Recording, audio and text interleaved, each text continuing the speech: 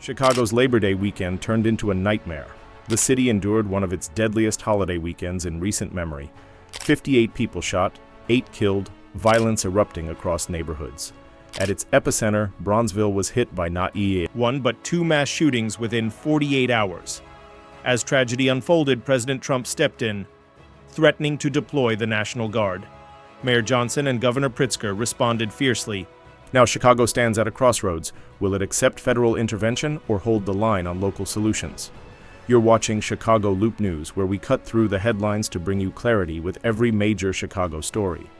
If you value truth over spectacle, hit subscribe now, because what's happening this weekend may change our city forever. In just 4 days, Friday through Monday, Chicago saw 58 people shot in 37 incidents, tragically claiming 8 lives. That number is nearly double last year's Labor Day weekend figures. In Bronzeville alone, 2 mass shootings occurred within 48 hours, one wounding 7 people outside a club near 35th and State, another injuring 5 near 36th and Cottage Grove. This spike, while alarming, joins a long summer trend. Chicago recorded early 2025 homicide rates that were 40% lower than last year. But holiday violence spiked the moment the weekend began. Families are grieving. Eyewitnesses describe sirens slicing through night. Air, a grieving father told a local reporter, "We live in fear that our next call is a body bag." South Shore, 7700 S. Essex. A woman shot dead in her apartment. 2 victims found, 1 killed, 1 wounded, East Garfield Park, 500 N. Sawyer. 2 men sprayed from a dark SUV, 1 crippled, 1 sent to hospital. Friends and family victims. In Bronzeville, victims ranged from teens to older adults. Each bullet impacts a life. Story. One survivor said, "We're playing Russian roulette on our block." These shootings weren't anomalies, but painfully pointed reflections of cheap ammo and easy access. Mayor Johnson, visibly shaken, swung into action after the first mass shooting, signing a bold executive order: no federal troops in the city. He reminded Chicagoans, "We defend our democracy, not militarize it." Governor Pritzker echoed the sentiment, "There is no emergency. Donald Trump is manufacturing a crisis." He warned of executive overreach disguised as security, yet on the national stage, Trump fired back, "We're going in." He wielded the Labor Day carnage to push a familiar narrative. "Chicago is the worst and most dangerous city in the world," he proclaimed. John Pirro, a conservative commentator, slammed Pritzker. He should be ashamed, accusing leadership of placing ideology over people's safety. Amid frustration, Chicago's community groups doubled down on violence prevention, pushing for mental health resources, trauma counseling, and local intervention efforts.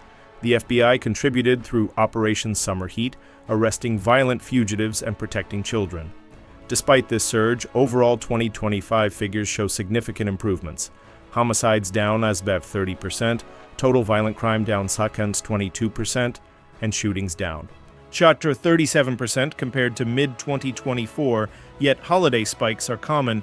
WTTW reports Labor Day weekend homicides usually range from 6 to 9. This year it hit 8, but nearly doubled the shooting victims to 58. This suggests a grim truth: declines don't erase vulnerabilities. When celebrations ramp up, so does risk. Trump, referencing D.C. deployment successes, hyped a military solution. "We're going in." The implication of National Guard troops on Chicago streets is seismic, but lieutenants like Maj Gen William Enyart warned that soldiers aren't equipped for civilian policing, could erode rights, and disrupt civil community trust. J.B. Pritzker signed an order forbidding federal cooperation and requested FOIA reports on DHS. He called the idea an invasion. Legal scholars caution that deploying Guard without state consent raises serious constitutional red flags. Trump's push signals a fight for power, not just safety.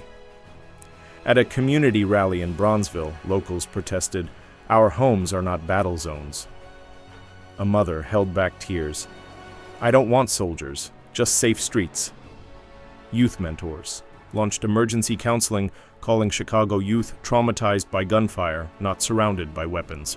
One Southside pastor said, "We need healing, not helmets. We need mentors, not manpower." If Chicago accepts federal troops, precedent haunts. New York, LA, Phil. How long until federal boots tread there too? Chicago stands as a political bellwether, a show city in the crosshairs. The city's political and cultural identity is facing a test of sovereignty versus federal muscle. Watch for next steps. Will Trump formalize a guard request? Will state courts block federal presence? Will violence fade or intensify with slogans? Chicago is at a tipping point between force and faith in local solutions. Labor Day 2025 is not just another headline. It's a crossroad. Either Chicago stays its course, focused on healing communities, or opens the door to a militarized future. What side do we choose? Let me know in the comments. And if getting the real story matters to you, subscribe to Chicago Loop News. I'll break every development so you don't get blindsided.